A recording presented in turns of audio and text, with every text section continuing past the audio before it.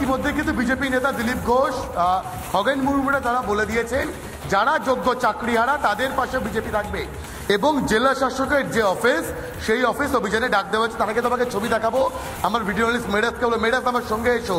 এই যে ব্যারিকেড, এই ব্যারিকেডের ছবিটা দেখাও। এই রাজ্যের বীরভূম পুলিশ চাকরি হারাদের সমর্থনে আন্দোলন করতে গেলে এইভাবে রাস্তায় গর্ত করে বাঁশের ব্যারিকেড তৈরি করতে পারে, রাস্তা বন্ধ করে দিতে পারে। একদম কাতারে কাতারে পুলিশ মোতায়েন করা হতে পারে যাতে কোনোভাবেই জেলা শাসকের দপ্তরে কোনো বিক্ষোভের আজ কোনো প্রশ্ন যে না পৌঁছায়। আবার এই বীরভূম পুলিশ যখন জঙ্গিপুরে জিহাদিরা তাণ্ডব চালায়, এসডিপিওর গাড়ি পুড়িয়ে দেয়, তখন নাকি সর্ষের তেল ঢেলে ঘুমায়। তোমাকে একটা ছবি দেখাবো, জেলা শাসকের যে দপ্তর সেই দপ্তরের বাইরে অনেক সিভিক ভলান্টিয়ার বসে রয়েছেন। দাদা আপনাদের হাতে লাঠি কে দিল? এই লাঠিগুলো কোথা থেকে পেলেন দাদা? লাঠি হেলমেট কোথা থেকে পেলেন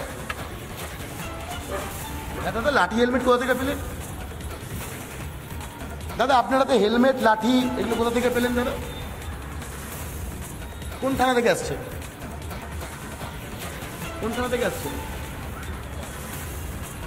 উত্তর নেই। পৌলমী, দেখো কলকাতা হাইকোর্টের নির্দেশ ছিল সিভিক ভলান্টিয়ারদের কোনো রকম ল অ্যান্ড অর্ডার সিচুয়েশনে ব্যবহার করা যাবে না, কিন্তু এখানেও স্যার আপনি তো অফিসার, বলছি সিভিক ভলান্টিয়ারদের হাতে লাঠি হেলমেট কিভাবে এলো?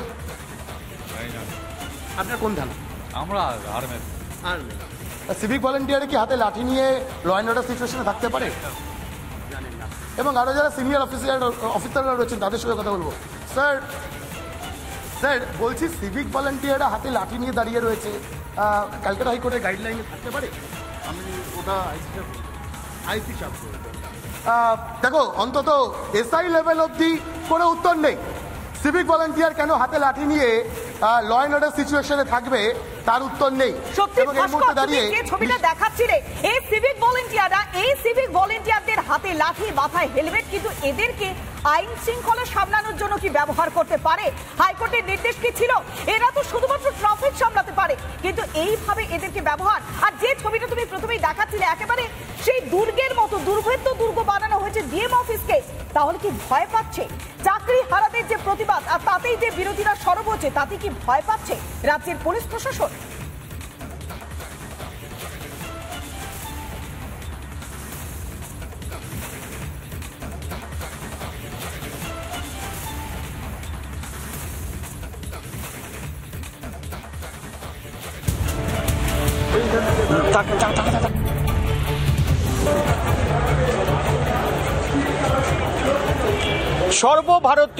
ভারতীয় জনতা পার্টির সহ-সভাপতি তথা প্রাক্তন সাংসদ দিলীপ ঘোষ আজকে জেলা শাসক অফিসের ডেপুটেশন কর্মসূচিতে যোগদান করবেন এবং এই মুহূর্তে ডিএম অফিসে পুলিশের কড়া ব্যবস্থা।